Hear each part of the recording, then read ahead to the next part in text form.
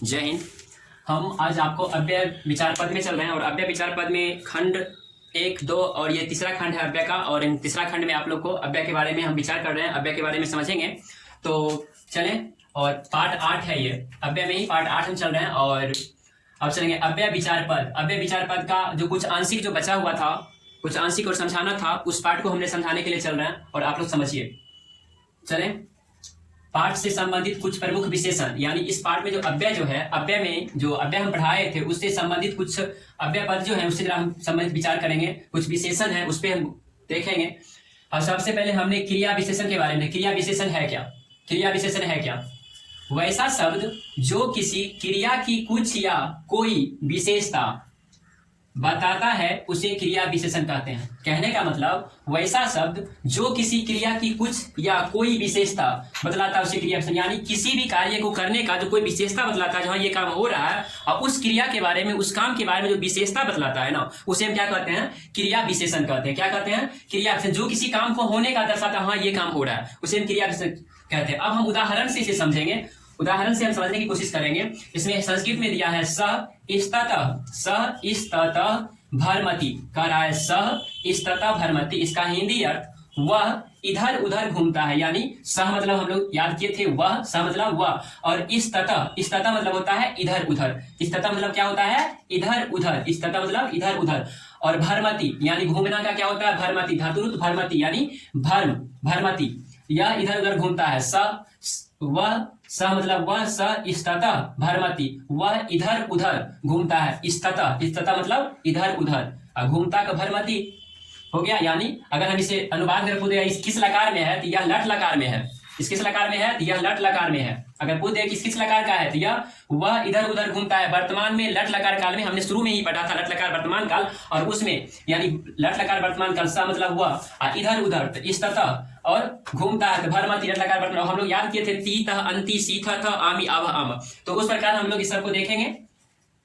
अब है ते वृक्षस्य, ते वृक्षस्य अधः पठन्ति, ते वृक्षस्य अधः पठन्ति, वे वृक्ष के नीचे पढ़ते हैं। ठीक है, वृक्ष, वृक्ष यानी ते मतलब वे या वे सब होता है। ठीक है, उसके बाद वृक्षस्य, वृक्षस्य यानी वृक्ष, वृक्ष के नीचे, वृक्षस्य वृक्ष, और अधः, अधः मतलब नीचे, अधः मतलब नीचे। ठीक है, अधः मतलब नीचे, अधः नीचे, और पढ़ते हैं तो पठन्ति पढ़ते हैं। ठीक है, हम लोग याद किए सह तव ते त्वाम युवायम अहम आवाम वयम, जो हम लोग याद किए थे उसी पे आधारित। स मतलब हुआ तव वे दोनों, ते वे लोग, त्वाम तुम, युवाम तुम दोनों, यम तुम लोग, अहम मैं, आवाम हम दोनों, वयम हम लोग। तो उसी तरह इसमें अनुवाद है। तो तीसरा है ईश्वर सर्वत्र तिष्ठति, ईश्वर सर्वत्र तिष्ठति, यानी ईश्वर सभी जगह है, यानी ईश्वर सभी जगह विद्यमान है। अब ईश्वर का ईश्वर, सभी जगह, सर्वत्र यानी सभी जगह, विद्यमान यानी तिष्ठति यानी सभी जगह। ईश्वर कहाँ है? तो ईश्वर सभी जगह है, ईश्वर सभी जगह विद्यमान है, ईश्वर सभी जगह विद्यमान है। ठीक है, उसके बाद हम लोग आगे चलेंगे और इसमें आगे हम इसमें देखेंगे फिर अगला इसका, अब इसके जो आगे का क्रिया है उससे समझेंगे। और इसमें क्या कर रहा है, यानी अतः इस सभी क्रिया पदों की कुछ ना कुछ विशेषता बतलाता है, अर्थात ये क्रिया विशेषण कहलाता है। यानी कहना मतलब ये जो हमने अनुवाद किए हैं, ये जो उदाहरण में हमने अनुवाद समझा, यानी इसका कुछ ना कुछ विशेषता है, और जो विशेषता है ना उस विशेषता को हम क्या कहते हैं? क्रिया विशेषण कहते हैं। अब स इस्ततः भरमति, यानी इसका विशेषता है वह इधर उधर घूमता है, इसका विशेषता बतला कि वह व्यक्ति इधर उधर घूम रहा है। अगर कोई व्यक्ति है तो वह इधर उधर घूम रहा है, उसके बारे में वो विशेषता बतलाता है। यानी स इस्ततः भरमति, वह इधर उधर घूमता है। ते वृक्षस्य अधः पठन्ति, यानी वे वृक्ष के नीचे, यानी विशेषता है कि वह वृक्ष के नीचे ही बैठकर पढ़ाई कर रहा है, यानी पढ़ रहा है। ठीक है, उसके बाद ईश्वर सर्वत्र तिष्ठति, यानी ईश्वर सभी जगह विद्यमान है। यानी कहने का मतलब यह है कि इसका भी विशेषता है कि ईश्वर जो है वो सभी जगह विद्यमान है, ईश्वर सभी जगह है। ठीक है, तो वही हम इसको किए थे। अतः इस सभी क्रिया पदों की कुछ ना कुछ विशेषता है, अर्थात ये क्रिया विशेषण कहलाता है। यानी इन सभी शब्दों का जो कुछ ना कुछ विशेषता निकल रहा है और उसे हम क्या कहते हैं? क्रिया विशेषण कहते हैं। यहां तक हो गया। अब चलिए, अब हम पढ़ाए थे कुछ पढ़ाए थे आगे, उस पर जरा हम गौर करें। अब क्रिया विशेषण का वर्गीकरण हमने बताया था आप लोग को, और क्रिया विशेषण का वर्गीकरण हमने पढ़ा दिए थे। खंड क में पढ़ाए थे कालवाचक, उसके बाद खंड ख में चले थे, पार्ट 7 में और 8 में जो पढ़ाए, 6-7 में हमने पढ़ाए हैं कालखंड। आप लोग पीछे देख जाइएगा। और कालवाचक पढ़ाए हैं। कालवाचक क्या है, इस पे हम लोग ने विचार किया है, कालवाचक में किया है। उसके बाद स्थानवाचक में भी हमने विचार किया था।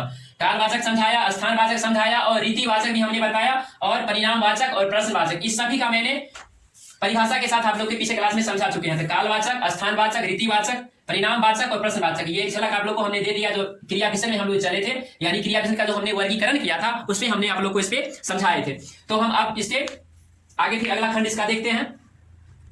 है नंबर 2 में, नंबर 2 में मेरा है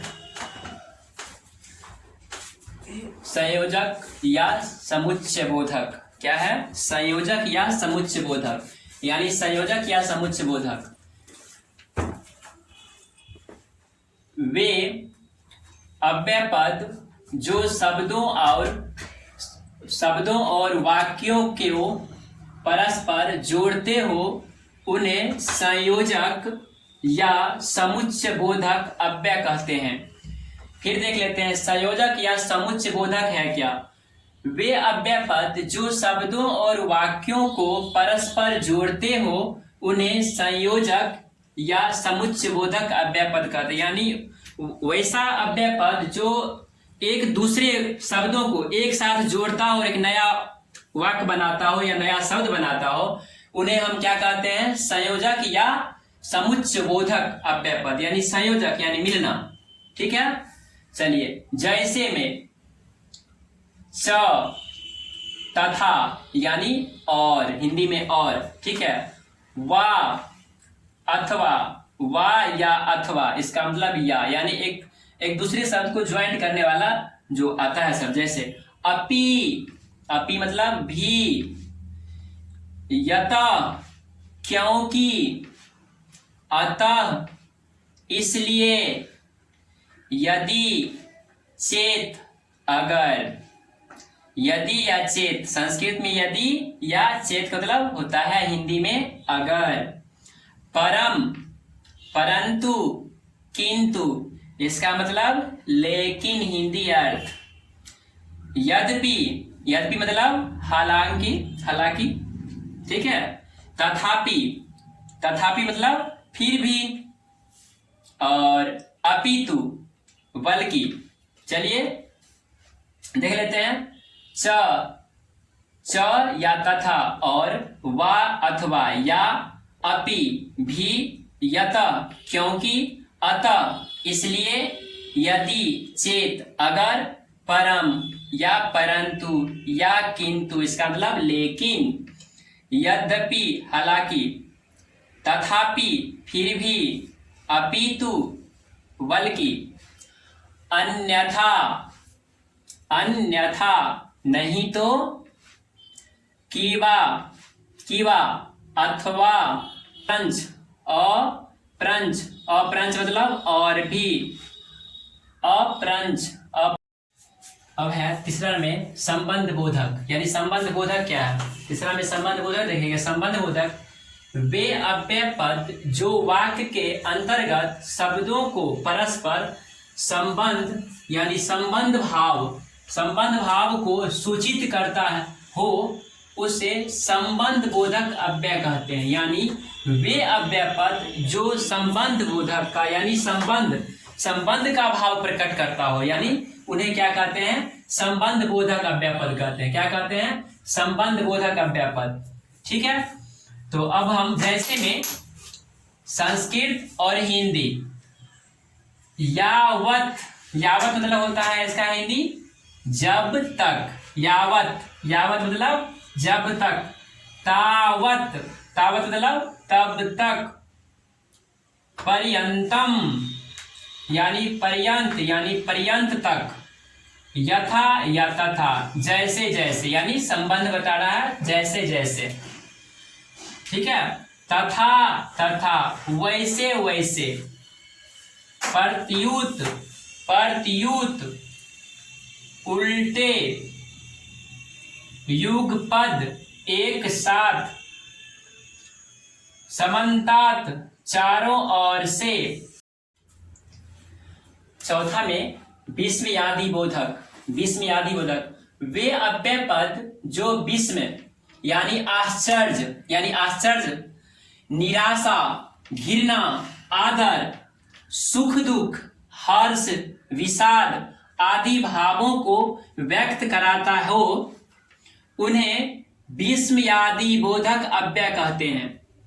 दोबारा देख लेते हैं। वे अव्यय पद जो विस्मय यानी आश्चर्य, विस्मय मतलब आश्चर्य, निराशा, घृणा, आदर, सुख दुख, हर्ष, विषाद आदि भावों को व्यक्त करता हो यानी प्रकट करता हो यानी दिखाता हो उन्हें विस्मयादि बोधक अव्यय कहते हैं। ठीक है, उसे क्या कहते हैं? विस्मयादि बोधक अव्यय कहते हैं।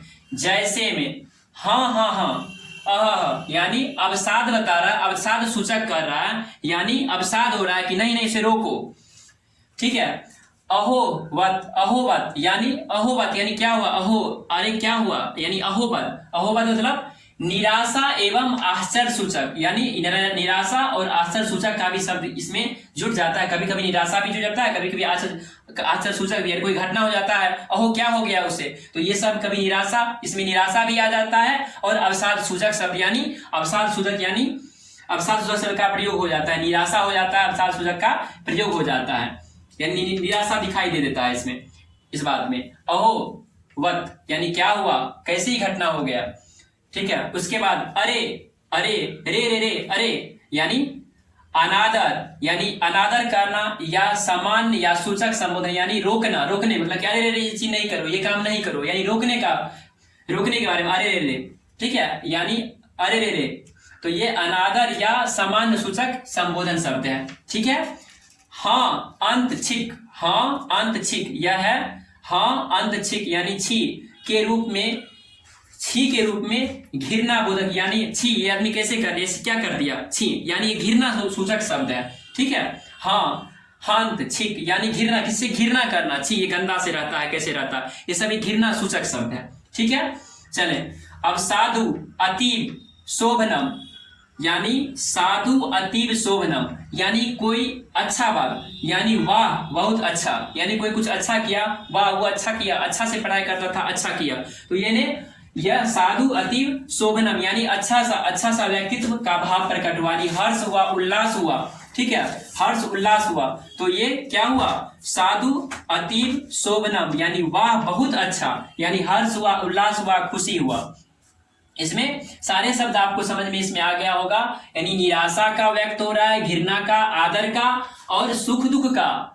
इसमें जैसे यहाँ आपको अहोवत यानी निराशा का इसमें शब्द सूचक आ रहा है कि निराशा का आ रहा है, इसमें क्या हो गया, क्या घटना हो गया, इसमें हाँ हंत छिक यानी इसमें घृणा का है, ये घृणा यानी ये घृणा शब्द आ गया।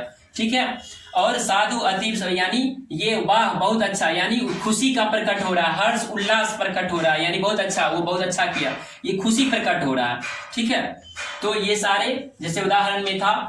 हाँ चलिए, उपसर्ग 5वां नंबर में उपसर्ग। उपसर्ग वे अव्यय पद है जो क्रियादि पदों के आगे या पूर्व में जोड़े जाते हैं और उनके अर्थ को या तो बदल देते हैं या उनमें नवीनता या विशेषता ला देते हैं, जैसे प्र, प्रा, अनु, अब, वि, अंग, नी आदि है। यानी उपसर्ग क्या है, उपसर्ग वे अव्यय पद है जो क्रियादि यानी क्रियादि पदों के आगे या पीछे यानी आगे पीछे यानी आगे या पूर्व में जोड़े जाते हैं, यानी कोई शब्द बनता है तो या पहले लग जाता है या उसके पीछे लगता है, जोड़े जाते हैं और उनके अर्थ को या तो बदल देता है यानी बदल जाता है या उनमें नवीनता या विशेषता, कोई विशेषता बदला देता है, उन्हें क्या कहते हैं, हम उपसर्ग अव्यय पद कहते हैं, उन्हें हम उपसर्ग अव्यय पद कहते हैं। तो मैंने उपसर्ग अव्यय पद पढ़ा लिया और उपसर्ग अव्यय पद का खास करके उपसर्ग के लिए अलग से हम इसका उपसर्ग का पूरा अनुवाद लेखन करना, इस पे उसके बनाना, उसके नियम के साथ जो बनाना है वो सब हम लोग आगे देखेंगे।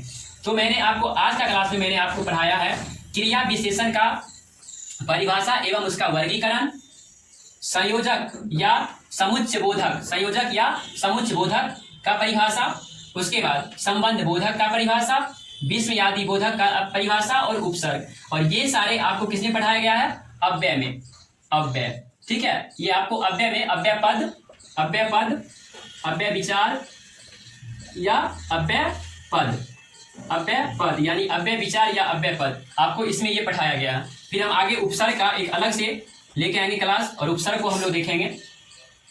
तो इससे आप लोग करेंगे, सब देख लेंगे, सारा तैयारी करेंगे इसका।